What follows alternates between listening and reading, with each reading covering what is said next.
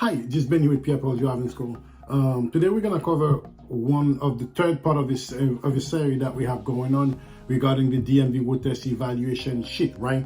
We've done two of those series. We've done part A. We've done already part B. Now today we're doing part C, which is part of the DMV Road Test. Right? Now, when we do a road test with the DMV examiner, before they used to give the answer right away. Now you have to go home and wait for your time to go ahead and get your result after 6 p.m. and on their website, the DMV Road Test Result .com. You can look it up, NY. You can look it up and get your result. But it's the same evaluation sheet that I have in my hands here. It's the same one that they're giving you. The only difference is that instead of they giving it to you now, because before you are getting it, you have to go home and before they need to give you a passing slip and they let you know where you messed up or whatnot, if you passed or no. Now they don't do that anymore. They have to give you a card with the DMV web address where you go home and see what you've done wrong, which is the same sheet that I'm going to discuss with you. That's what they're giving you, so you can go ahead and take it from there. Right? We've done a series of that. We've already done two parts. We did part A and part B. Now we're gonna do part C. Right? There is five session in that evaluation sheet, and as well as the results. So we break it down into part. We're doing part A, part B, then we're gonna do part C. Then we're gonna have 3 more sessions coming, including the result. Right? And the part C, what do they have? They have parking, backing, and U-turn. Parking, backing, and U-turn. Right?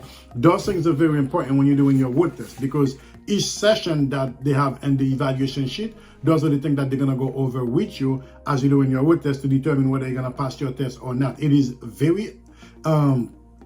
very much important for you to understand this evaluation sheet, so when you go do your road test, you can deliver accordingly. In fact, on what we do here at Pierre driving school, once you do a road test and for any reason you didn't get to pass the test, then you go ahead and print out the result. We also print the result as well on our school, give it to the examiner. When we go out with the student, we can work on the area that they didn't do well. Right? Like I said again, the part C has parking, backing, and U-turn, which is very important. Right? Reason why? Because once they perform any of those things, if you're not delivered to the highest standard, to the standard that the DMV want you to do, that's good enough for you to fail your test. What that consists of?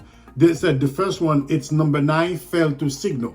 Like I've always tell every student, for the purpose of the road test, whatever you do, contrary to going straight, you must signal all of your attention. If you do not signal while you're doing anything contrary to going straight, they'll take 5 points off. Right? And the number 10 comes out, fail to adequately observe, use caution.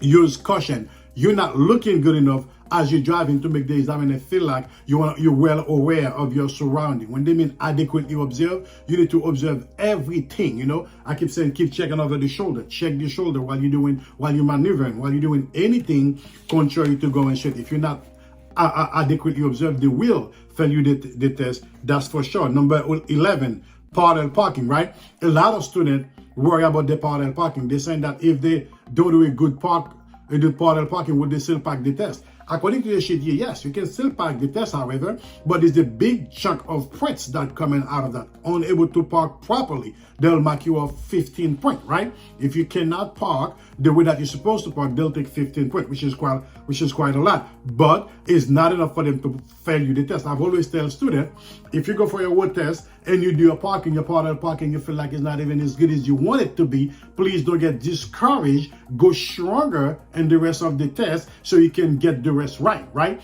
Many students, when they're thinking that, oh my God, my parallel parking is shaky, I didn't do a good parallel parking, now I'm gonna give up to the rest of the test. Ever done that? You have to make sure that although your parking isn't right, but you still can get the rest of the test with no problem. That's not a problem at all. They said unable to park properly, that's 15 points off. Unable to make 3-point turn. If you cannot do the 3-point turn completely, it's a problem. There is a way they want you to do the 3-point turn. We've always tell those students, is not how you drive, is how they want you to drive to pass the test. The minute you understand that, it changes everything, right? They said unable, it says you're unable to make a 3-point turn. All right, you cannot do a U-turn as you're doing your road test. It cannot be a U-turn. It has to be a 3-point turn. There is a way for you to do that 3-point turn. That's where we come in. If you need help, check PierrePaulDriving.com. We can definitely help you with the 3-point turn. We got the formula to show you exactly what they're looking for you to pass the test with flying color. That's number 12. And number 13 comes excessive space for parking. They said parking too far or too far from the curb, right? If you're parking too far from the curb, they're not gonna fail you the test. That's why they said excessive space for parking. If you're parking too far from the curb, they will take 5 points off. Let me say it slow.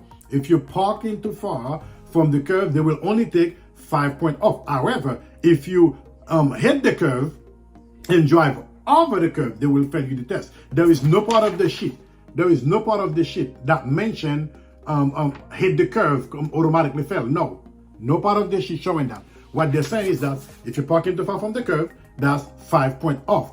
Too much space from the curve, that's 5 points off. If you hit the curve, they're not gonna fail you the test for that. If you drive over the curve, is an automatic disqualification. Now they said excessive maneuvers and parking. While you're parking, there's a way they want you to park. Remember, it's not how you drive, it's how they want us to drive. That's what we need to understand. Anytime you're doing your road test, the only thing that supposed to be in your mind is not how we drive. It's not how we drive. It's how they want us to drive to pass the test, right? They said that while you're performing a part of the parking, if you do excessive maneuvering, if they said excessive maneuvering, they'll take 5 points off. What's that telling us? There's a number of maneuvers they want you to do when you're doing your test. We have a formula to cover all this. Everything that I'm saying here, we covered everything in a formula. Why is that? We don't want to leave you out there guessing, all right? We give you reference points. After this, you're doing that. After this, you're doing that, right? Once you understand that, it comes clearly, it's a way they want you to do that, right? They said excessive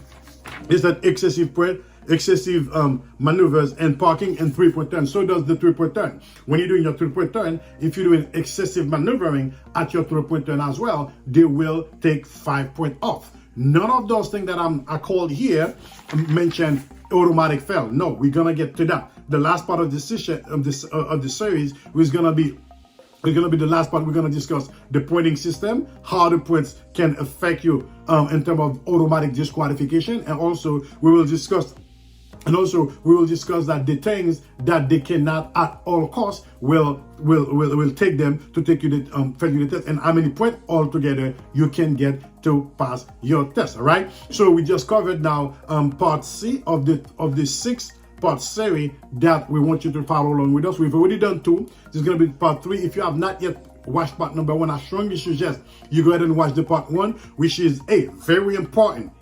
Which is A. After you done the A, you do the B, then you come down to the C, you move along with us. If you're a new student or you've done your road test before, for some reason you're not passing it, it is very important for you to go ahead and watch those things, because in the end, once you master those things, you understand what they're looking for over the timesheet. If the timesheet, that's what they're using for them to determine whether you're going to pass or not, it is imperative for you to make that your business, to understand the timesheet. So when you go, you're not leaving anything up to chance, right? We don't have time for that. We take time off our busy schedule. We have to pay money. We have to go out on a lesson to pass your road test. The least thing you wanted to do is to leave things to chance, all right? Make sure that you watch all these series, because in the end, it's going to be very, very, very beneficial to you. I've seen it numerous occasions. People just go ahead to see how the road test is going to be until they pass it. We don't have time for that, all right? Make sure you watch this series. And if you have any question or comment, put it in the any